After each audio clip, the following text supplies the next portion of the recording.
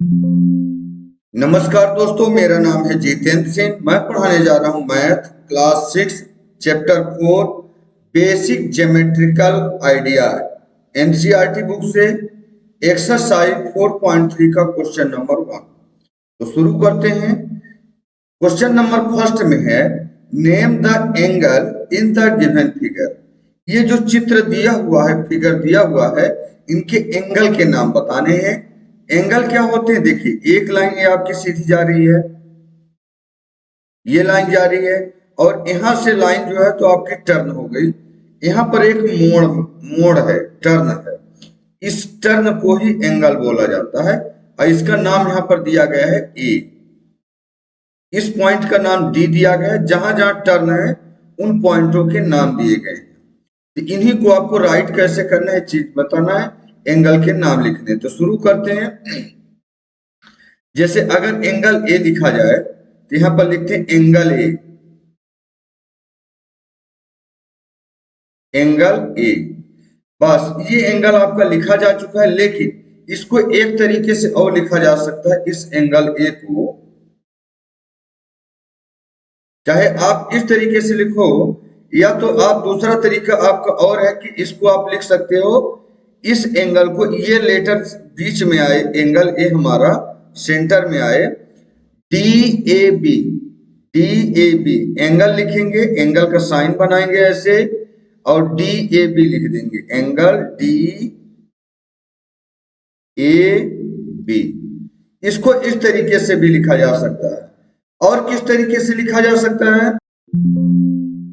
और भी इसको किसी तरीके से डी ए बी, जैसे मैंने बोला, तो सेंटर में हमारा कौन सा लेटर आ गया? ए आ गया, और एंगल ए की ही बात हो रही है। ये एंगल का साइन है, ये जो ये साइन है ये एंगल का साइन है, एंगल ए। चाहे आप ऐसे लिख दो, और इसको ऐसे भी लिखा जा सकता है, angle D A B.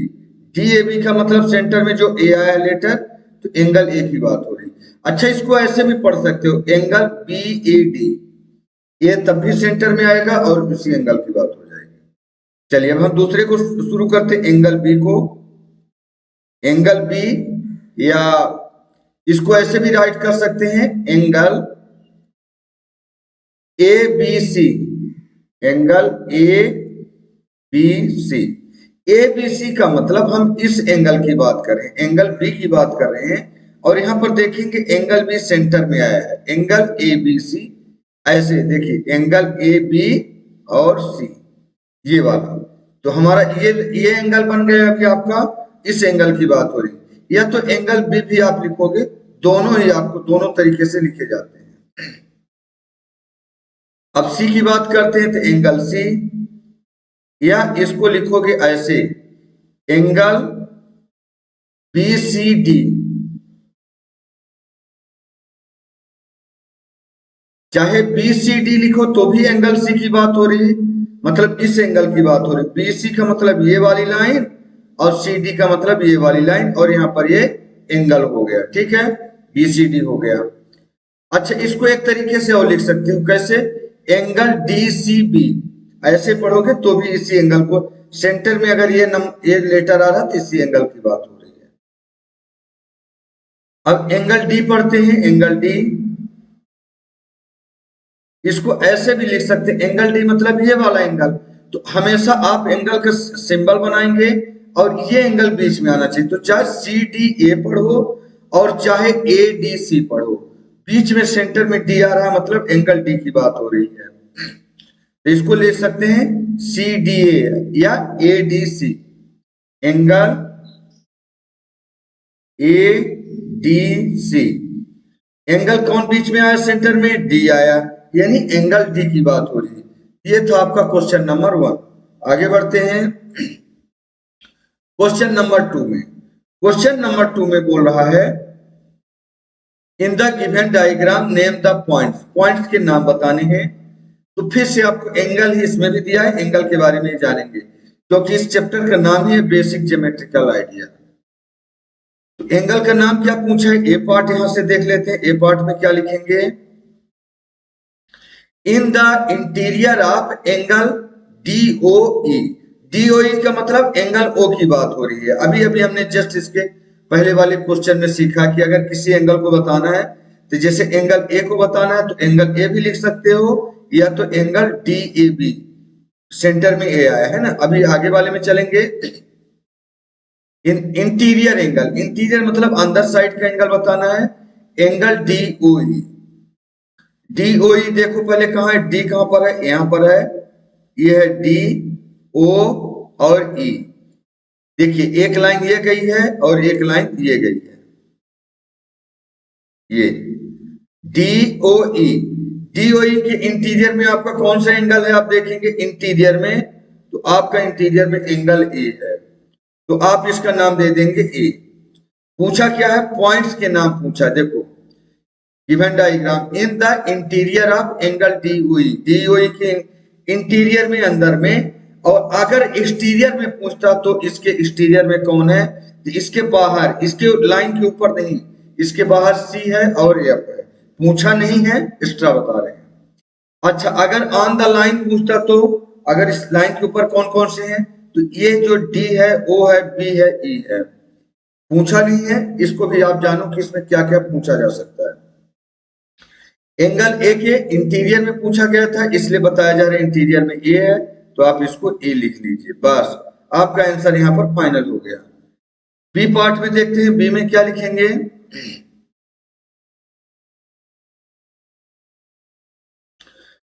B में है आपका इन the exterior of, exterior of मतलब इसको मैं अब रब कर देता हूं, इसी पिक्चर के माध्यम से बताएंगे। In the exterior of angle E O F है। अब ई ओ एफ कहां पर है, अब ये देख लेते हैं पहले।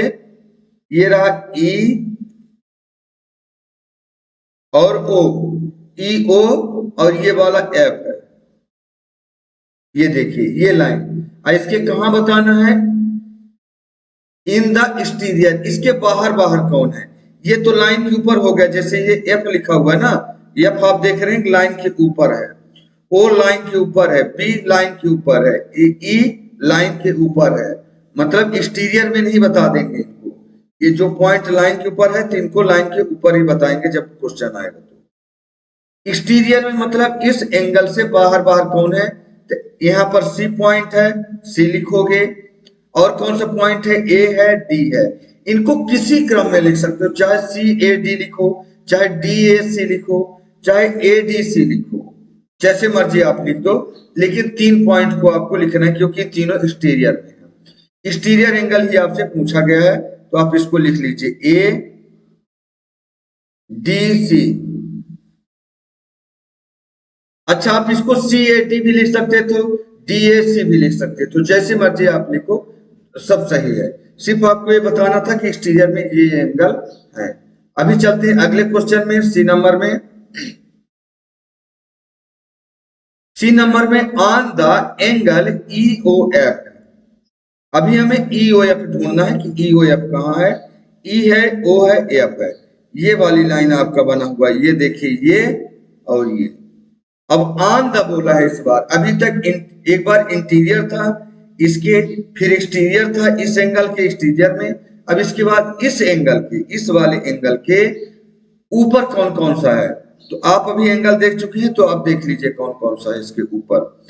इसके ऊपर है आपका ई बी ओ एफ, ठीक है। अच्छा है एफ ओ बी ई, दोनों साइड से आप कैसे भी लिख सकते हो, दोनों आंसर सही हो जाएगा। तो हम लिखते हैं ई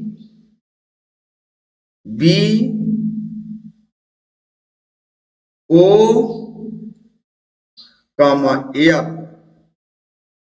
पूछा क्या है, ऑन, ऑन मतलब इसके ऊपर कौन सा एंगल ई ओ एफ। अब आप रब कर दीजिए ई ओ एफ, इसके ऊपर यही यही पॉइंट है, 1 2 3 4 पॉइंट, 1 2 3 4 पॉइंट, ठीक है। यहां पर हमारा, अच्छा एक क्वेश्चन यहां पर और है, question number 3, draw rough diagram of two angle such that they है। आपको रफ डायग्राम, यहां पर आपका ऑलरेडी आपका क्या था, पहले वाले में इसके रफ डायग्राम बना था, आपको पॉइंट्स बताने थे।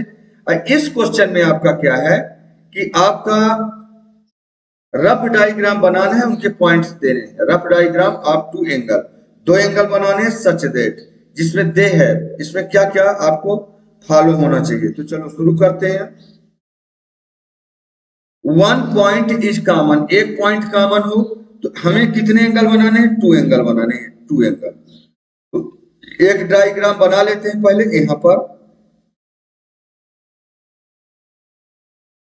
ये हमारा एक एंगल हो गया, एक एंगल और बना लेते हैं। ये इसी तरीके से पहले वाला भी आप देखोगे तो था, ये एंगल इसी तरीके से था। अब हमने इनके नेमिंग कर देने हैं, इनकी नेमिंग कर देते हैं। ए,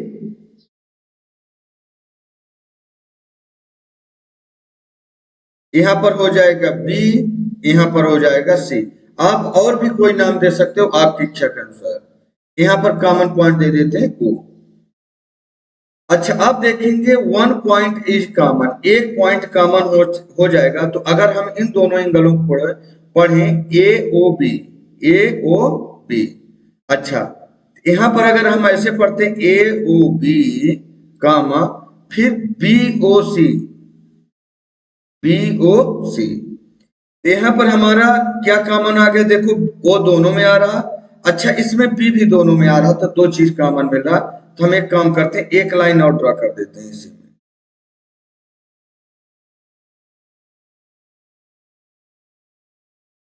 ये अब इसको मैं दूसरा जो राइट करना है कुछ और लिख देते हैं। इसका नाम ए बी सी, इसका नाम दे देते हैं डी, इस पॉइंट का नाम दे देंगे टी। अब देखते हैं इस बार, यहाँ पर ओ सबका कॉमन पॉइंट है। तो एक एंगल हम ये वाला ले लेंगे, कौन सा है? ए ओ बी।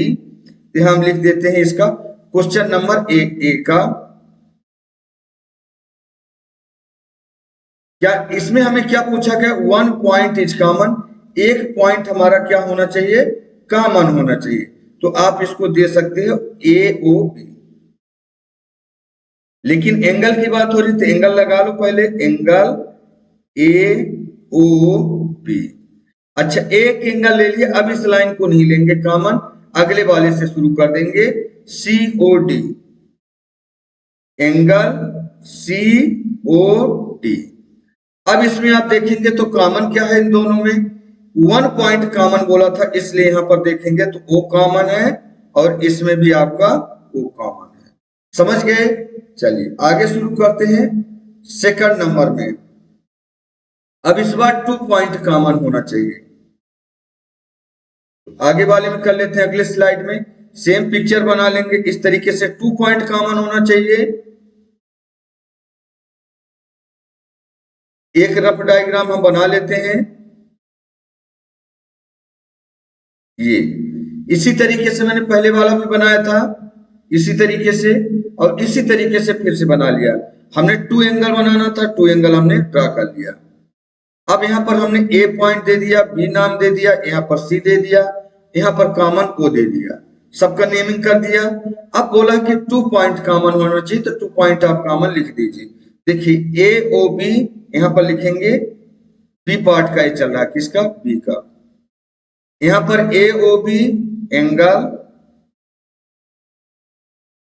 बी हम यहां से लिख देते हैं B, angle A O B, A O B. अब इसी को हम कॉमन ले लेंगे B O C, angle B O C. अब हमारा इसमें कॉमन क्या रहा? कॉमन आप देखेंगे कि इसमें दो पॉइंट कॉमन बोला है। तो इसमें आपका एक तो ओ कॉमन मिल रहा है, यहां पर भी, यहां पर भी बी कॉमन मिल रहा है, इधर भी और इधर भी। मतलब ये दोनों पॉइंट आपके दोनों एंगलों में आ रहा है और दो पॉइंट आपके कॉमन हो गए इस तरीके से। ठीक है। अच्छा, इसके बाद बोला है आपको थ्री पॉइंट कॉमन करना है। कितने पॉइंट? थ्री पॉइंट कॉमन करना है। तो एक काम करते हैं, इसी में बना देते हैं, इसी में आगे बढ़ा देते हैं, एक लाइन और ड्रा कर देंगे एक्स्ट्रा। ये और इसका नाम दे देते हैं डी, इसका नाम दे देते हैं डी। एक हमने एक्स्ट्रा लाइन ड्रा कर दिया और सी पॉइंट अब दे देते हैं। कितने? थ्री पॉइंट कॉमन चाहिए मुझे। तो अब तीन पॉइंट ले लेंगे, यहां पर नाम दे देते हैं, इसका सी का भी हम राइट कर रहे हैं। सी में हमें क्या बोला जा रहा है? 3 पॉइंट कॉमन, तो 2 पॉइंट तो यहीं पर कॉमन मिल रहे हैं। ए ओ बी आप लिखेंगे एंगल ए ओ बी और एंगल,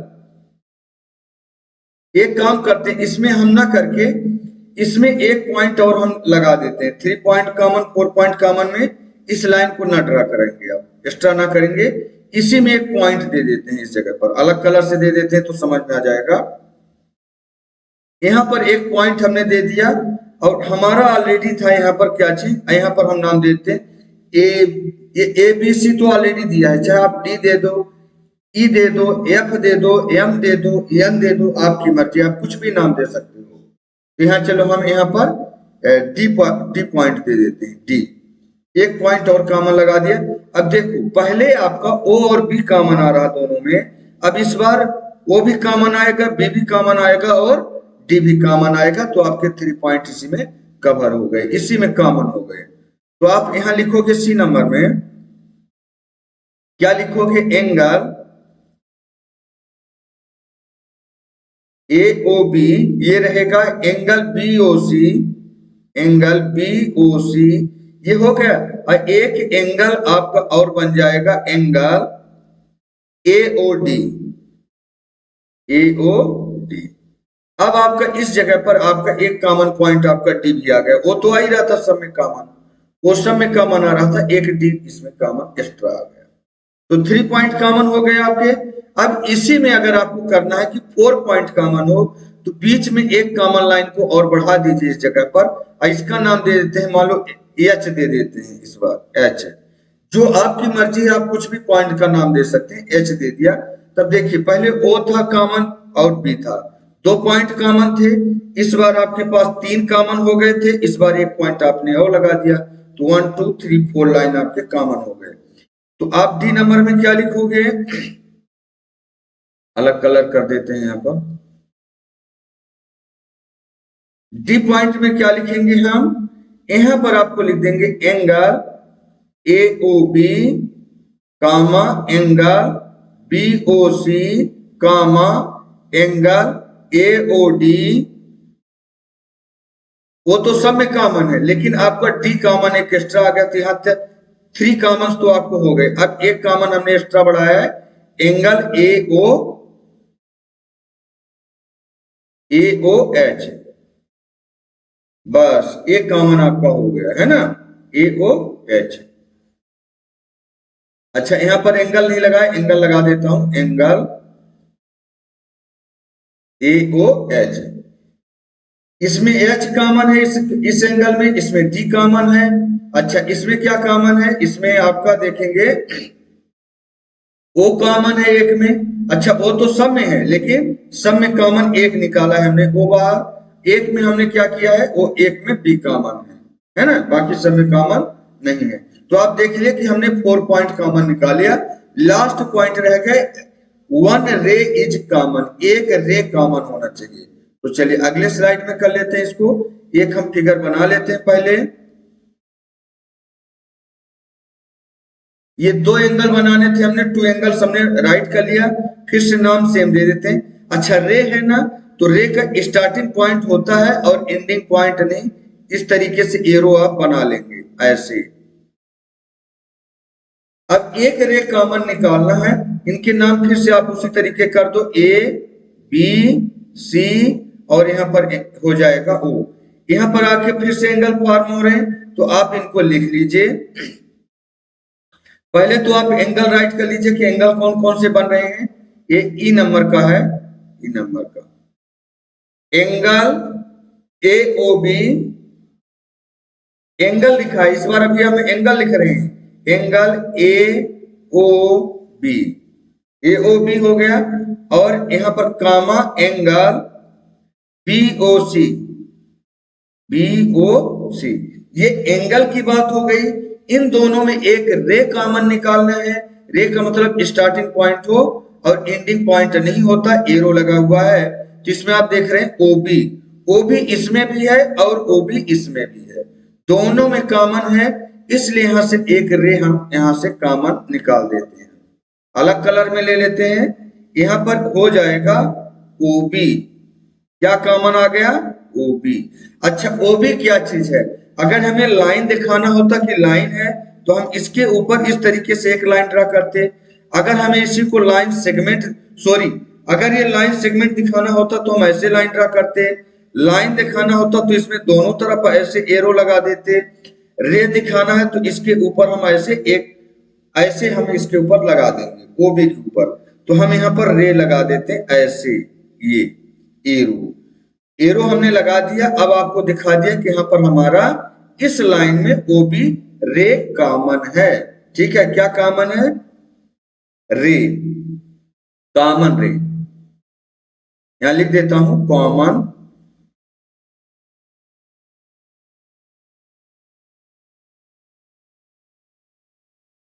रे। ये हो गया आपका कॉमन रे। कौन सा हो गया? ओबी। रे का सिंबल बना दिया ऊपर, इसी इसी लेटर के ऊपर। थैंक यू दोस्तों, यहाँ पर हमारा एक्सरसाइज 4.3 का क्वेश्चन नंबर 3 समाप्त होता है। ये वीडियो आपको कैसा लगा प्लीज कमेंट करके जरूर बताएं। चैनल जिसने सब्सक्राइब नहीं किया है वो सब्सक्राइब कर लें। धन्यवाद दोस्तों।